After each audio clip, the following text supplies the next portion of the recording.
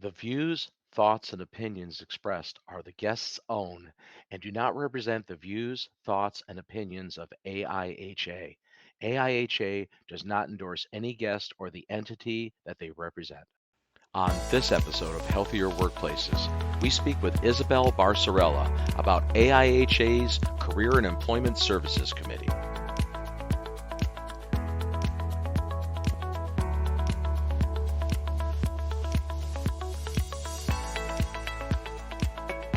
Welcome to another episode of Healthier Workplaces.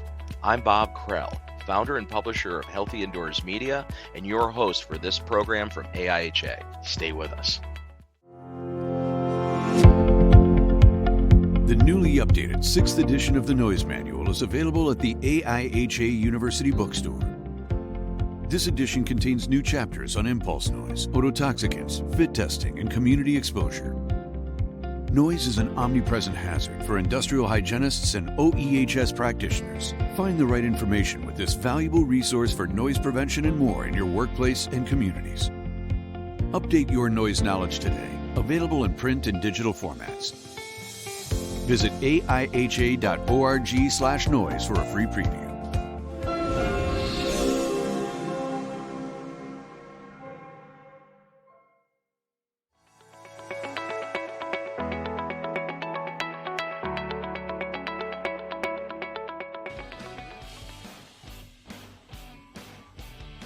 All right, we are back coming to you live, or at least recorded live, from AIHCE 2023 in Phoenix, Arizona.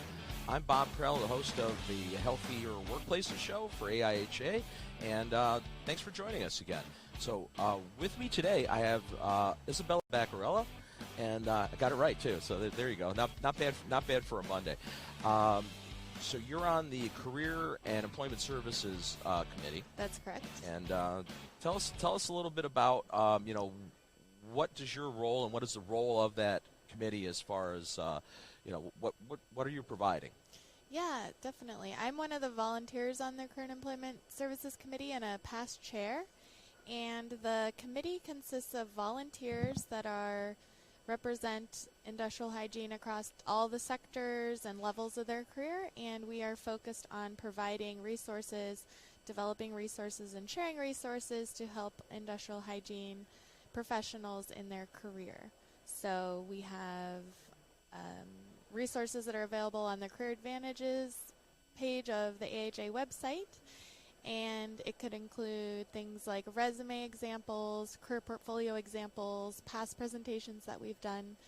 We do year-round mock interviews and resume critiques, and then at the conference we offer similar opportunities as well to help advance the careers of our colleagues.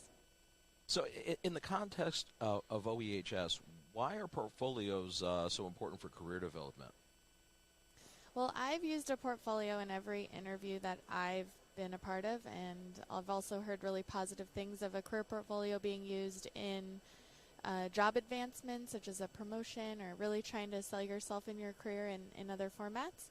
And so a career portfolio essentially makes proof of the claims that you make in your resume or your cover letter when you're trying to land a job. It's a really impactful tool if you're trying to promote yourself and prepare for a job. So I like to tell people that even if you don't even end up using your career portfolio in an interview, the benefit of just preparing for an interview and compiling your experiences into one centralized portfolio really just helps you come in with confidence for what you're trying to execute on. So it really is a collection of evidence, so it could be charts of maybe the research you're done or a flow chart of a process that you want to explain in an interview. It could be certificates of your accomplishments. It could be letters of recommendation that you really want to share and make proof of what you're claiming about yourself when you're really trying to land that job or land that promotion. So it's something I found really powerful in my experience. I've used it, and I've been told that I've stood out a lot when I'm doing an interview against other candidates. Unfortunately, a lot of people aren't using a career portfolio, and I think more people should. And so before it gets too popular, you'll definitely stand out. And I think you're remembered, and especially against other candidates you're going against. And I think sometimes it might be difficult to explain what you're trying to convey, especially to someone who might be interviewing you who might not be within our profession.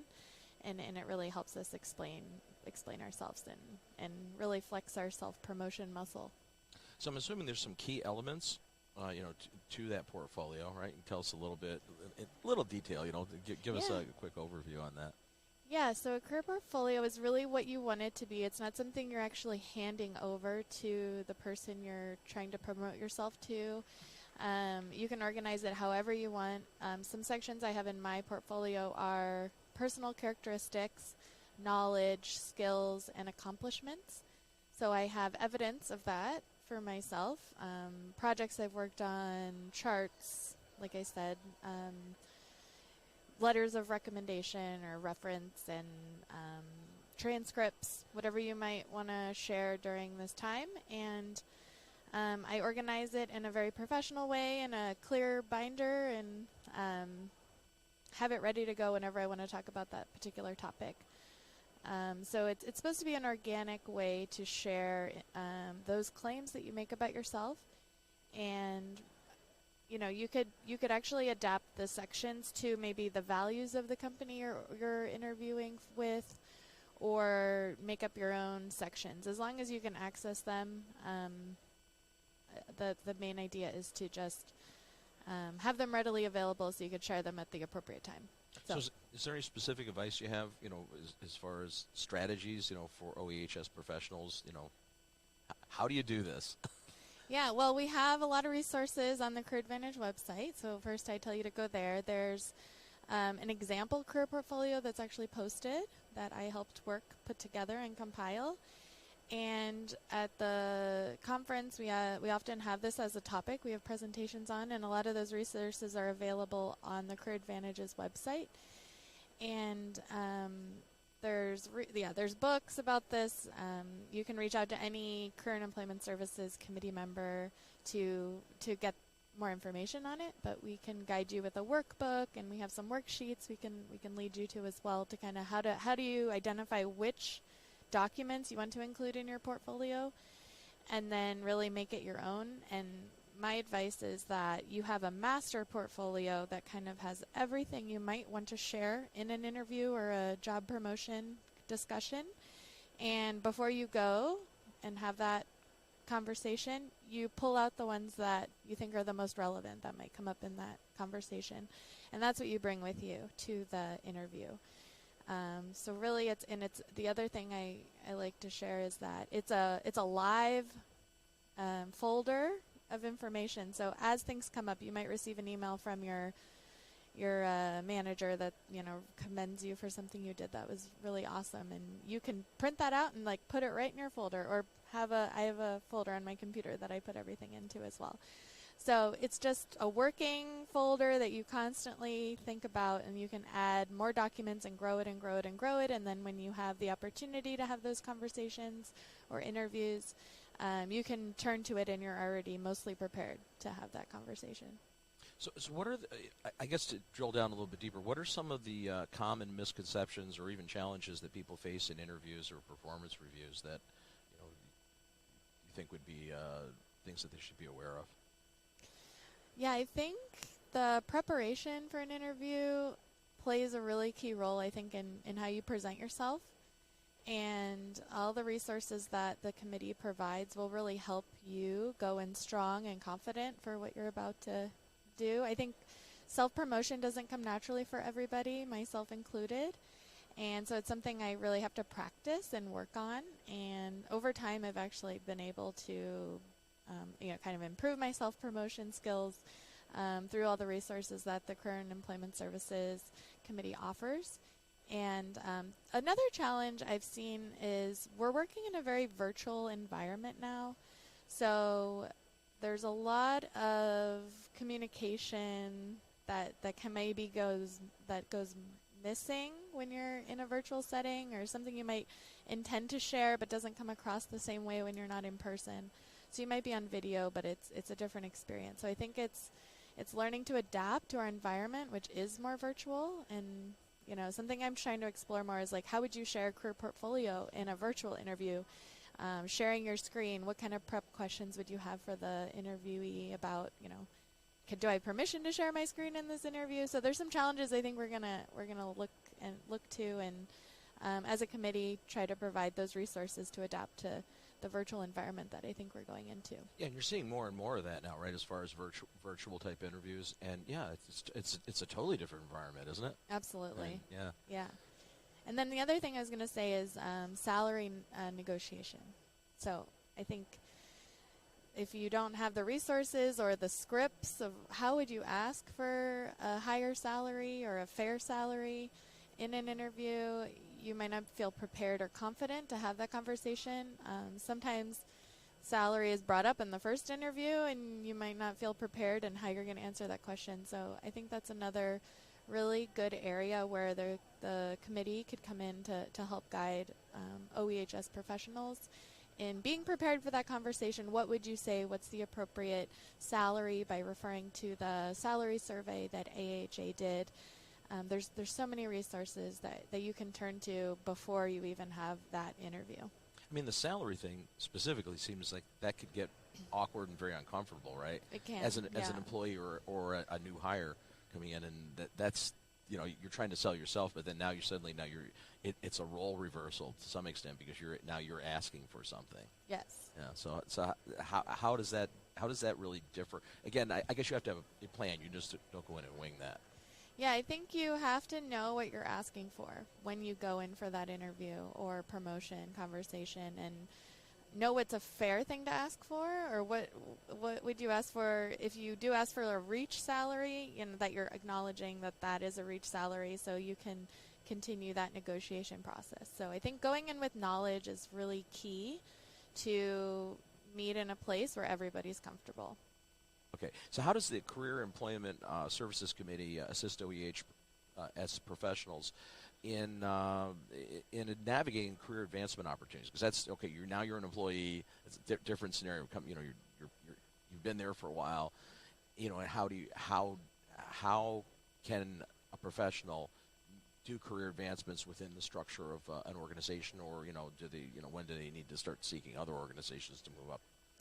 So another service the committee provides is career coaching. So you can reach out to the committee and request career coaching. So you could ask a lot of the questions you just addressed and meet with a professional OEHS committee member and talk through whatever issues you're having. And there's a lot of very competent committee members that I've learned a lot from personally, and I've been coached, and I've had my own resume critiqued on the committee, and I've learned a lot. So I think connecting with other OEHS professionals that have that experience and expertise, and taking advantage of all these included resources in your membership, I think is really valuable. I don't think people realize the breadth of the amount of benefits you have when you're a member, and you can find your own coach and work with them, and even come back a few times if you still have further questions or want to check in with a expert in this area.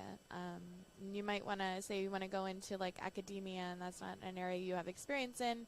We have representatives in that area that you could talk to and understand, and what does a career look like there, and we have some really good examples of what that could be. Excellent.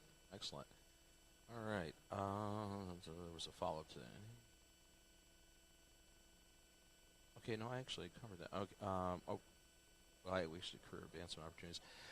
I guess a follow-up question is, how do many of the members take advantage of the committee's resources? Or is this something that still you still have to really push out there? I mean, is this something? Yeah, it's something we advertise a lot, especially at the conference. We tend to get more early career professionals or students at our booth and doing the resume critiques. It's not exclusive to them, but they are the ones that are probably the most common, attending the sessions. But it's really geared for everybody. When we put together a resource, it's not geared just for early career professionals or students. So I do think it's a resource we should all take advantage of. even if you're not looking for a new job or an opportunity, you should always have an updated resume.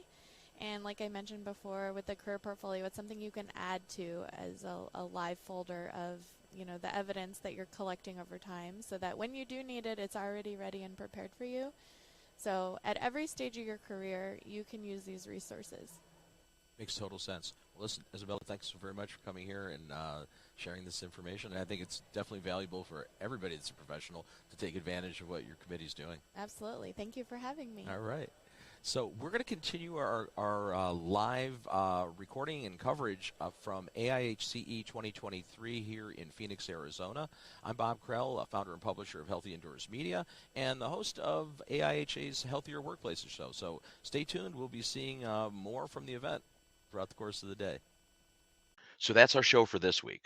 We'll be back again with another episode of Healthier Workplaces. Until next time, I'm Bob Krell. Stay healthy.